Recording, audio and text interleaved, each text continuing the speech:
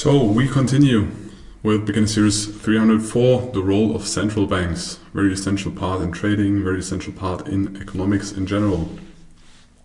What is the role of central banks? First, they have some primary functions that are the monetary policy. So they decide about the interest rate, how high it is, what is the interest you get in general, and this is the basis for either the interest you or banks get on money that is in your account, or kind of the base how much you need to pay to get a loan. But the loan often is even higher because there are some parties or companies or banks in between the central bank and you as an individual. The same is for interest.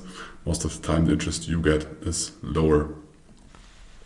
They try to have an influence on the economy, or on the economy that it is growing stable, because otherwise there is the likelihood of an economy acting like a meme coin, so it goes boom and bust, and the central bank tries to impact that so it's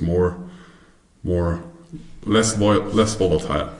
So it tries to control the inflation, because most economists worldwide think that an inflation of around about 2% is healthy for our economy, so they try to control the inflation. How high is the inflation? This depends on how much money is in the system, or how much services and goods are created, or how much is the economy growing, and they try to influence this so the inflation is in a range of 1 to most likely 4%. But as we all know, sometimes during COVID or during wars or during social disputes or economic difficult situations, inflation of course can be higher, but there are also cases where inflation is lower. So they try to protect the purchasing power of the fiat or the stability of the currency, sometimes good and sometimes maybe shit, depending on the country you live in and depending on the people that decide about this.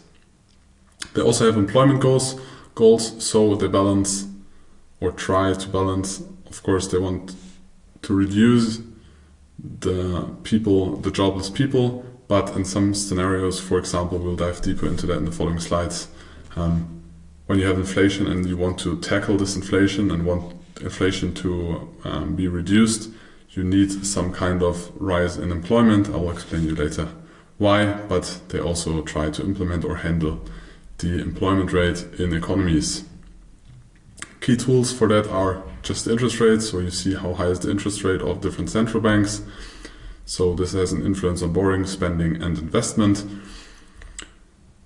They are buying or selling government bonds, so central banks can decide to buy government bonds. When they buy government bonds, a government has more money to spend for infrastructure or in general to stimulate the economy. So this can have positive or a negative impact, for example, if they sell government bonds.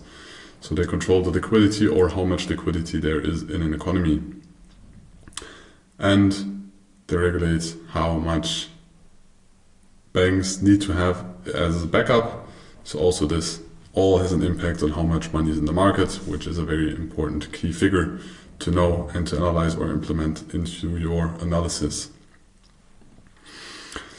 The key influences on market cycles are lowering interest rates can cause market rallies, because if there's more liquidity, there's more likelihood that people try or companies have riskier behavior, so they are interested in risking more, or the economy is growing, they hire more employees, they pre-produce stuff that are maybe gonna sell at a later point.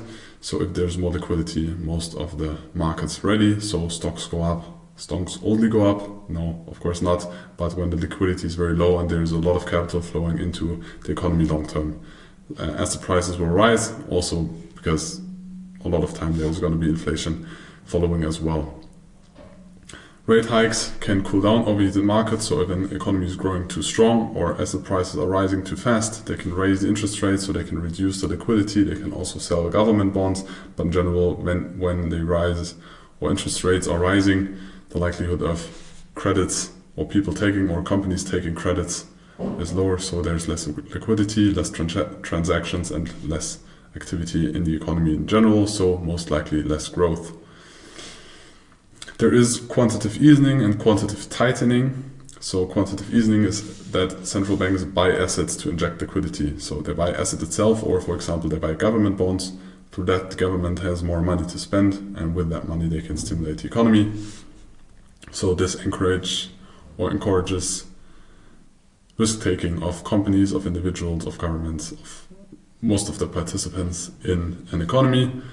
The other part or counterpart to that is quantitative tightening. That is that the central banks reduce their holdings or reduce government bonds, sell government bonds, or in general drain liquidity from the market, so liquidity gets less in the economy or in the market. That tightens the credit conditions, so the people or companies get more risk averse, so they cool down the growth of an economy so it gets stable and we don't have those boom and bust cycles. Furthermore, what are the impact for you as a trader? You need to understand the central bank policy and what the impact of central bank policy decisions have on markets. You see, when there is a central bank decision, it doesn't matter in which economy or country, it has a very big impact on the currency, on the assets of the country, on the real estate of the country. It has on the bonds of the country. It doesn't matter if corporate bonds or government bonds. It has a very big influence, and you need to check this for the assets you trade and how they react to those signals. And it's not as easy as central banks rise interest rates and then you sell something, or the other way around. It is always more complex, and you need to put things in perspective. But we will dive deeper into that later, and this course is not about deep dive into fundamentals, but you should know about those basics.